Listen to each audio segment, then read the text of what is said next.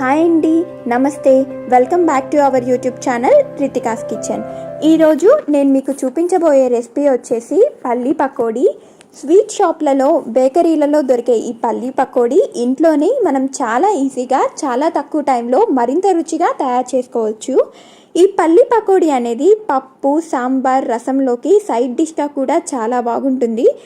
ఇంత రుచికరమైన కరకరలాడే ఈ పల్లీ పకోడీ మనం ఎలా తయారు చేసుకోవాలో ఇప్పుడు చూద్దాం. ఇందుకోసం ముందుగా 2 కప్పుల వేరుశనగ పప్పు, 1 కప్పు శనగపిండి, 1/2 కప్పు బియ్యపిండి తీసుకుంటున్నాను. ఇప్పుడు ఒక మిక్సింగ్ బౌల్ తీసుకొని అందులోకి 2 కప్పుల పల్లీలు, 1 కప్పు శనగపిండి, 1/2 కప్పు బియ్యపిండి, 1 స్పూన్ అల్లం వెల్లుల్లి పేస్ట్, 2 స్పూన్ల కారం, 1.5 spoon salt, 1/2 spoon garam masala, కొంచెం రెడ్ ఫుడ్ కలర్. ఈ రెడ్ ఫుడ్ కలర్ అనేది పూర్తిగా ఆప్షనల్ అండి. మామూలుగా అయితే నేను అసలు వేయను, వీడియో కోసం అని వేశాను. ఇలా అన్నీ వేసిన తర్వాత చూపించిన విధంగా బాగా మిక్స్ చేయండి.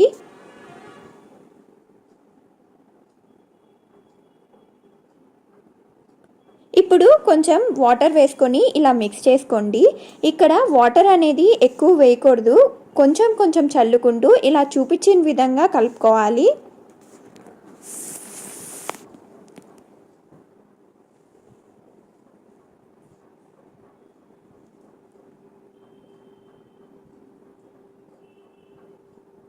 చివరగా ఇలా పొడి పొడిగా ఉంటే మన పకోడీ అనేది కరెక్ట్గా వస్తుంది. ఇప్పుడు ఒకసారి సాల్ట్ అనేది చెక్ చేసుకోండి. ఇప్పుడు స్టవ్ వెలిగించి కడాయి పెట్టుకోండి. కడాయి హీట్ అయ్యాక డీప్ ఫ్రైకి సరిపడా ఆయిల్ పోసుకోండి. ఆయిల్ హీట్ అయ్యాక ఇలా చూపించిన విధంగా విడివిడిగా పల్లీలన్నీ ఆయిల్లోకి వేసుకోండి. ఇక్కడ వేసేటప్పుడు కొంచెం జాగ్రత్తగా వేయండి, లేకపోతే ఆయిల్ అనేది చేతి మీద పడుతుంది.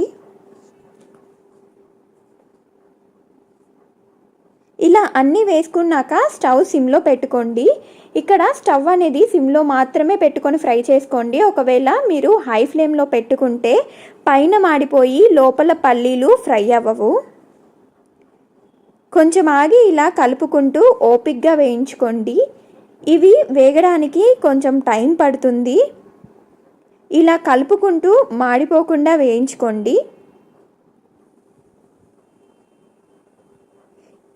ఇవి వేగాక మనం ఇలా జాలి గరిటెతో ఇలా అంటే మనకు గలగల సౌండ్ వస్తుంది. అప్పుడు వీటిని తీసి ఒక ప్లేట్లోకి వేసుకోండి. ఇప్పుడు స్టవ్ హై ఫ్లేమ్లో పెట్టుకొని మిగిలినవి కూడా ఇలా వేసుకోండి. అన్నీ వేసుకున్నాక స్టవ్ సిమ్లో పెట్టుకొని కొంచెం ఆగి ఇలా కలుపుతూ ఇవి కూడా ఇలా వేయించుకొని ప్లేట్లోకి తీసుకోండి. ఇలా మొత్తం అన్నీ వేసి వేయించుకొని ఇలా ప్లేట్లోకి తీసుకోండి.